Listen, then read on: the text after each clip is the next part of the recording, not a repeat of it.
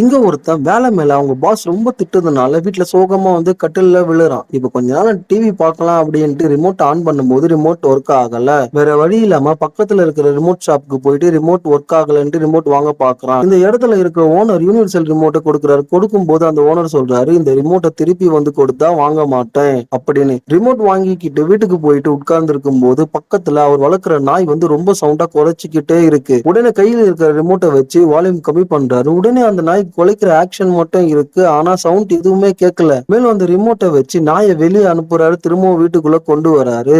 இப்போ இந்த ரிமோட்டை வச்சுக்கிட்டு அவருடைய ஆபீஸ்க்கு போறாரு. ஆபீஸ் போற இடத்துல அவருடைய பாஸ் ரொம்ப திட்டிட்டு இருக்காரு. உடனே அவர் கையில வச்சிருக்கிற ரிமோட்டை வச்சு பாஸ் பட்டனை பிரஸ் பண்ணி அவருடைய முகத்திலேயே அவருடைய வாயுவை வெளியேற்றுறாரு. இப்போ ரிமோட்டை வச்சு நார்மல் மோடுக்கு போகும்போது அந்த பாஸ் நார்மலா இருக்காரு. ஆனா ஏதோ ஒரு ஸ்மெல் வர மாதிரி உணர்றாரு. இருந்தாலும் நம்ம ஆளுக்கு இது திருப்தியா இல்ல. உடனே ரிமோட்ல பாஸ் பட்டனை பிரஸ் பண்ணி அந்த பாஸோட கன்னத்திலேயே பலார் பலார்னு அறியறாரு. உடனே இப்போ நார்மல் மோடுக்கு போகும்போது அந்த பாஸோட முகத்துல வலி தாங்க முடியாம என்ன நடக்குதுன்னு புலம்புறாரு.